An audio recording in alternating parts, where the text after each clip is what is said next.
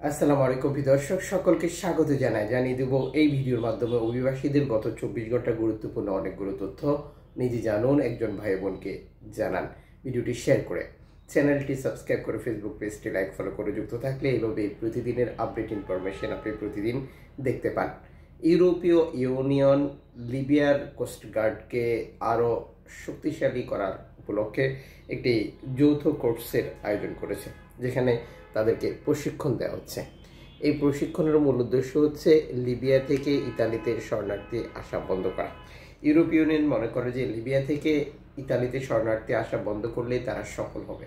এতে করে অভিবাসীর যে চাপ রয়েছে সেটি কন্ট্রোলে চলে আসবে।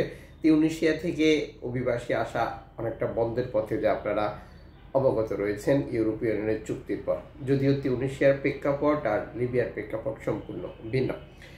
এ সকল পরিস্থিতির পরেও লিবিয়া থেকে গেম হচ্ছে প্রতিদিনই। অভিবাসীরা ইউরোপে প্রবেশ করছে, তবে স্বাভাবিক প্রক্রিয়ায় যে গেম হতো সেটা অনেকটাই বিঘ্নিত হচ্ছে বা বাধা সৃষ্টি হয়েছে।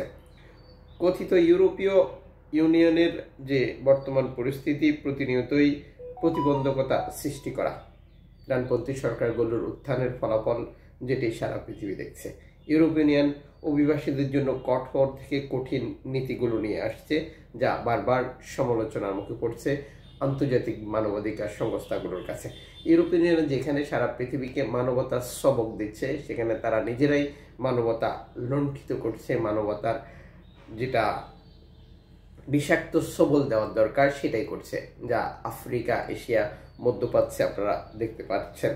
এদিকে জাতিসংঘের UNHCR এর সর্বশেষ রিপোর্ট অনুযায়ী এক দশকে কমপক্ষে 34,000 অভিবাসীর মৃত্যু এবং নিখোঁজ ভূমধ্যসাগরে, যেটি লিবিয়া থেকে তিউনিসিয়া থেকে ইতালি যাওয়ার চেষ্টাকালে।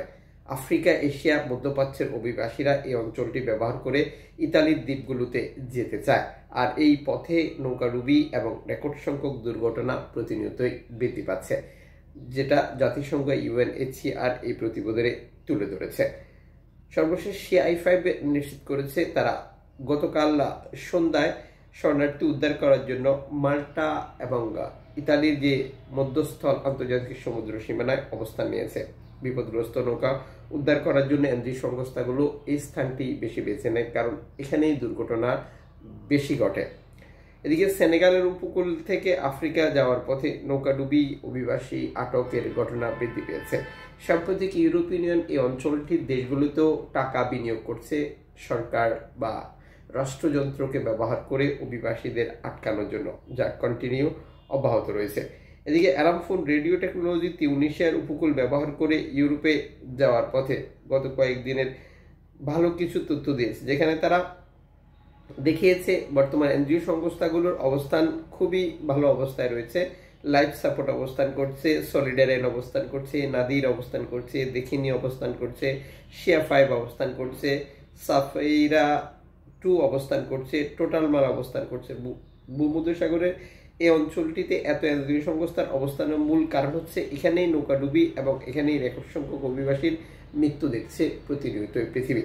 এদিকে লাইফ সাপোর্ট সর্বশেষ এক্সেন্ডেলের দেওয়া বার্তায় নিশ্চিত করেছে তারা লিবিয়ান বিপদগ্রস্ত অবস্থা থেকে পালিয়ে আসার সময়, যেটা ইতালিতে উদ্দেশ্যে রওনা হওয়া বিপদগ্রস্ত 82 জন শরণার্থীকে উদ্ধার করেছে, যেটি একটি প্লাস্টিকের নৌকায় এই অভিবাসীরা অবস্থান করছিল। উদ্ধারকৃত অভিবাসীদেরকে তাদের শিপে রেখেছে, যেটা ইতালি সরকারের নির্দেশনা অনুযায়ী তাদেরকে ইতালিতে হস্তান্তর করা হবে। এনজিও সংস্থাটির জন্য আমাদের পক্ষ থেকে ধন্যবাদ।